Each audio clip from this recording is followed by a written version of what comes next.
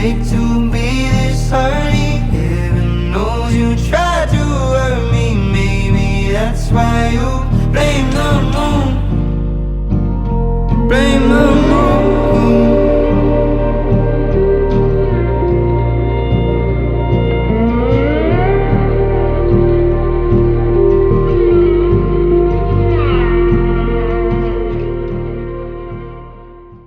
You know, I've been a DBD player since 2021. I know there are some of you guys that are much more veteran than that, but I'd like to think that I've seen some pretty significant ups and downs that this game has gone through. So I feel comfortable identifying Dead by Daylight's current state as in a slump. I don't know how to fix this, and I don't like feeling helpless. I've decided to approach this problem from a different angle and advocate for your guys' mental well-being rather than talking about everything wrong with the game. Let's talk about DBD burnout, some ways to identify it, and some ways to deal with it. How often are you playing Dead by Daylight? It's a pretty simple, quantifiable question. You've got your hour counts, recent activity, and whatever shows on console. So I can tell you that I've played very few hours of DBD in the past 2 weeks. Granted, school has been very busy. I think it's important to be mindful of how often you're playing, because too much of something can get old quick, especially with the innately repetitive gameplay loop that Dead by Daylight has. It's always repairing 5 generators or chasing for survivors, with the exceptions of the events, like when we have an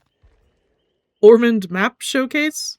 I don't know what that's about. A healthy playtime can look different for everyone, and you choose how much or how often you engage with the game. It could be treated like a 9 to 5, where you log in every day to do tomes or dailies. Or quests, I guess. You could play whenever you're in the mood. You could play whenever your friends are online. I know I've fallen into a routine of playing because I have nothing else to do, and that can yield mixed results. On one hand, there's no expectations, so I'm less likely to be disappointed. On the other hand, this isn't an idle AFK game. It can be stressful, and sometimes you need to ask yourself, are you comfortable or able to accept failure in a match? Loss in this game can look like getting no kills and dying early in the match. Somehow, it can also look like a very difficult win, or getting a map you dislike, or going against a rude Twitch streamer. There are a lot of aspects of this game that are demoralizing and can bring you down, and winning a match won't always bring you back up. I've clawed my way to victory, only to be staring at the end screen wondering why I put all that mental energy and emotion into something that has left me feeling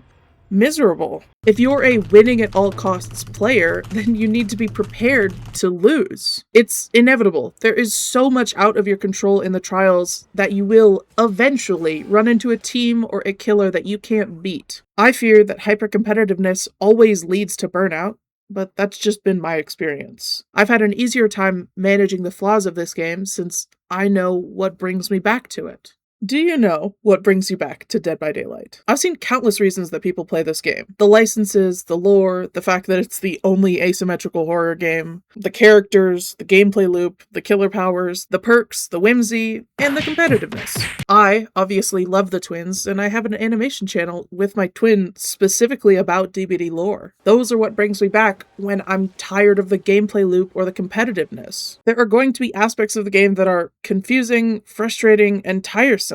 The patches that never go through, the updates that make everyone mad, the desperate need for a better PR team, and the toxicity and negativity of the community. You can get lost in all the bad stuff, and it can make you forget why you're a part of the community and why you come back to the game. Sometimes a reminder of the best parts of Dead by Daylight are all you need. It's happened to me, and I've seen it happen for others. Other times, the problem goes a bit deeper. Do you feel like you can take a step back from the game when you need to? I've had times where I've played DBD for hours on end, and I used to try to end on a good match, so I'd have a series of bad matches and push myself to keep playing. That is bad. There are different levels of bad matches. I'll give a general example of each, but we all have our own definitions. Mild irritation, like going against a killer you don't want to face or getting a map that works against your power. Frustrating, fighting for a win but ending in a draw. Miserable, going against a bully squad, getting tunneled out at the start of the game, facing toxicity in endgame chat. For me, 2 of these can be shrugged off, but if you're particularly susceptible to frustration or toxicity, a miserable match can stay with you. Understanding your own limits and acknowledging how much mental energy you're using are both important for preventing burnout. Have you felt persistent dread or exhaustion at the thought of playing the game? Does the thought of opening Dead by Daylight or playing a match fill you with dread? Do you have to hype yourself up before playing, or mentally steel yourself? Does it take genuine emotional effort to bring yourself to play? If the answers to any of these are yes, I'm very sorry, but that dread is you unconsciously telling yourself that you don't want to play. And that's not really something you can push past, and it probably can't be fixed by a particularly good game. Can you remember your last good game? I have a terrible memory, but I can still think of some silly matches or moments of whimsy that serve as reminders of why I'm still a DVD player and content creator. Can you remember the last match you walked away from in a good mood, genuinely wanting to play more, and not just clicking ready out of habit? I remember a match I had as Billy where a survivor helped me with practicing chainsaw curves. I remember a 2v8 match where me and 6 other survivors and the killers crouched in a conga line across the map and I laughed so hard I cried. I've also had terrible games, and I kept playing and tried to push through it, which only made me feel worse, and is why I'm making this video. Because DBD Burnout sucks, and I want as many people as possible to have a healthy relationship with this game. Are you playing any other games? I know that the question is, are you playing other games? But it could really apply to any activity that isn't playing DBD. Watching movies or shows, staring at the wall for 5 hours straight, embroidery, Outlast Trials, hit games Civilization 5. As obvious as it might sound, doing things other than playing DBD will make DBD stand out. Before I move on to the conclusion, I want to thank my awesome Ko-Fi people. Thank you guys so much for supporting the channel and funding the art I use in my videos. Dead by Daylight is a mess. The health operation has been a bit of a disaster, and I don't know what the future holds, and the amount of anger and negativity in the community is so draining that I've completely stopped consuming DBD content overall.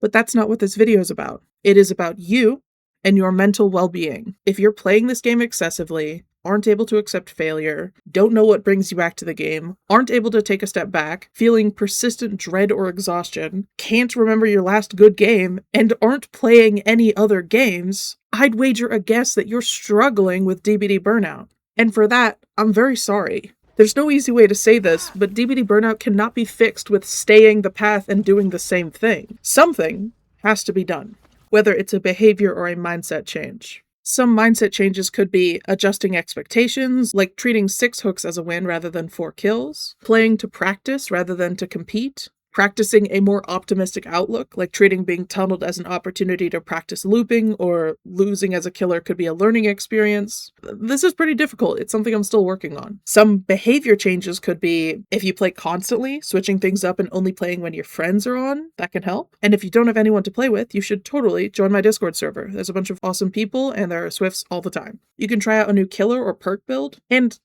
taking a break for however long it takes. If the game right now is in a spot that you cannot stand, the best thing for you to do is to stop playing. There's not much new content being released, and the Rift right now is mostly recolors. If there's any time to take a break that would result in the minimal amount of FOMO, I'm pretty sure it's right now. The Bunchel event will likely be the same as the last one. The new killer isn't for a few months, I think. There is so much in the world, and you should not be forcing yourself to do something that isn't bringing you joy, which is why I stopped watching DBD content and started listening to Dungeons & Dragons podcasts. And it's why I stopped for the night after having a miserable match. I'm studying psychology, and I've seen time and time again that your mental health should be prioritized just as much as your physical health. Do what you need to do in order to preserve your emotional well-being. DBD isn't going anywhere. It's not about to explode and disappear forever, nor is it going to have an event that will last 2 days and will require you to play for 48 hours straight to get a single charm.